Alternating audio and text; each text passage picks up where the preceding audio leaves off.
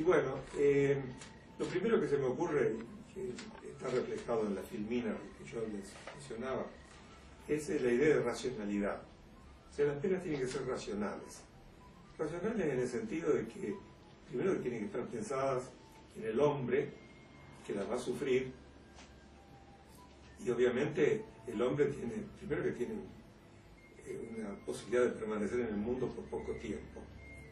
Entonces parece absolutamente irracional, por ejemplo, el sistema español, donde uno ve que han condenado a un fulano a cumplir 149 años de prisión. Bueno, ese es un ejemplo de irracionalidad total. Matusalén vivió 845 años, pero 149 creo que nadie ha vivido, por lo menos en la etapa contemporánea. Las penas tienen que ser racionales, tienen que guardar un sentido de equilibrio, decía Carrara, un equilibrio de tipo matemático, entre el injusto y el castigo. Si las penas no guardan esa racionalidad, se transforman en consecuencias que también son inconstitucionales. Todos nosotros sabemos que nuestra Constitución Nacional, en la reforma del año 1994, ha incorporado el Pacto San José de Costa Rica, y ese pacto dice que los países que han abolido la pena de muerte no puede reimplantarla. Nuestro país ha abolido la pena de muerte ya con el Código Penal del 21, quiere decir que no puede reimplantarla, y afortunadamente no la tiene como sanción en ninguna normativa, habiéndose también derogado el Código de Justicia Militar. Pero si una pena es exageradamente larga, esa pena no es racional. No es racional porque no cumple con lo que dice la Constitución, que el fin de la pena es reintegrar al hombre a la sociedad. Digo esto en materia del delito culposo para advertir sobre el cuidado que hay que tener en cuanto a la sanción del hecho culposo. Hay evidentemente sucesos que ocasionan consecuencias gravísimas, fatales, plurales, pero siempre la infracción penal y la violación del deber de cuidado es una sola.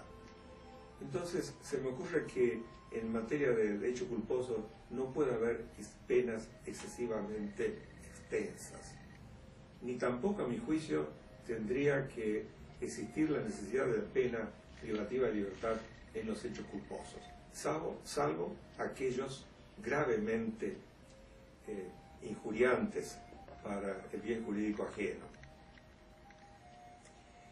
Obviamente en este tema chocan, colinden, o por lo menos se buscan dos factores a considerar. Por un lado, en la doctrina alemana se habla hoy, y a partir de Wells y el desarrollo del finalismo, se habla de desvalor de la acción y desvalor del resultado.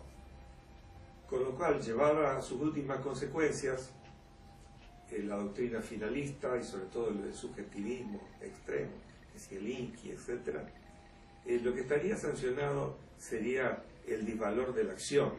El resultado, como ustedes van a ver en su momento cuando yo explique el tema, parece ser para esta doctrina una condición objetiva de punibilidad.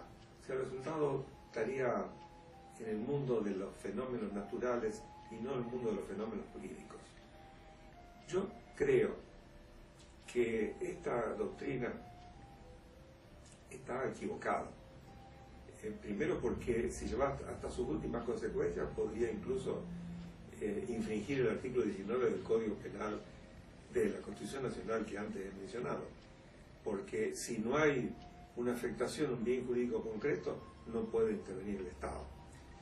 Y en segundo lugar, las penas del delito culposo tienen que ser penas que lo que traten de reparar en el sentido jurídico, obviamente, lo que traten de castigar concretamente es aquellos hechos de grave imprudencia que resultan intolerables.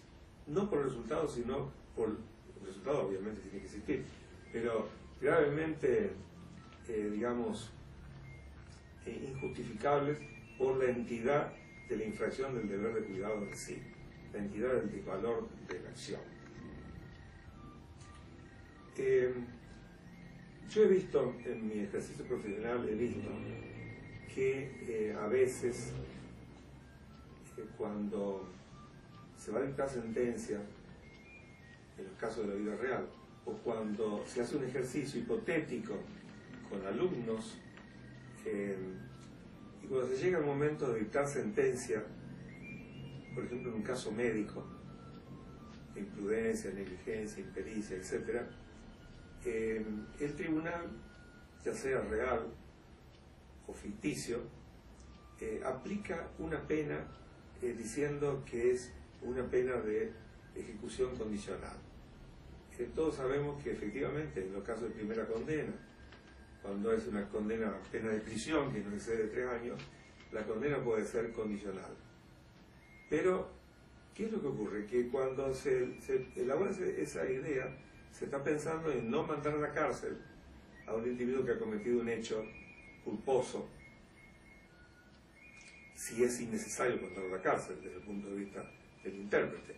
Pero no se piensa que en realidad esta pena de ejecución condicional podría no estar establecida o ser aplicable porque el sujeto efectivamente tenga otra condena, o porque luego de cometido el hecho y ser condenado, realiza a través de un acto punible que motivaría la revocación de la condicionalidad. Con esto quiero decir que, a mi juicio, el Código Penal tal cual está estructurado es muy rígido en cuanto a las sanciones. No hay más remedio para el juez, sobre todo para el magistrado, en absolver o castigar. Si se trata de un homicidio culposo, no tiene más remedio que ajustarse a la ley y aplicar la pena de prisión y la de inhabilitación. Yo pienso que tendría que tener otras alternativas. Por eso, al final del curso, voy a proponer algunas soluciones alternativas, algunos remedios alternativos, que cumplan efectivamente aquel ideal que yo mencioné al principio, de que tengamos un sistema en que las penas sean suaves, pero de cumplimiento efectivo. Reitero, para terminar el punto, que a mi juicio, cuando las penas son extensas, son penas inconstitucionales. Hace unos meses me invitaron, y con gusto acepté la invitación, para inaugurar los cursos de la Universidad de Costa Rica, de San José de Costa Rica. Y yo decía que había escuchado a colegas, tanto de Costa Rica como de Nicaragua, que estaban presentes, de El Salvador, y se mencionaban penas privativas de libertad sumamente extensas. En algún caso, recuerdo, se había hablado de una sentencia de hasta 50 años de prisión. Y yo decía, estamos en San José de Costa Rica. San José de Costa Rica, para nosotros los argentinos y los latinoamericanos y americanos en general, la recordamos justamente por el Pacto San José. Y el Pacto San José es un ejemplo de protección de los derechos humanos, de todos, obviamente, tanto de las víctimas como del victimario. Y en ese Pacto San José de Costa Rica se suprimió la pena de muerte, como recordé hace un rato. Y digo, si alguien ha sido condenado a 50 años de prisión, en realidad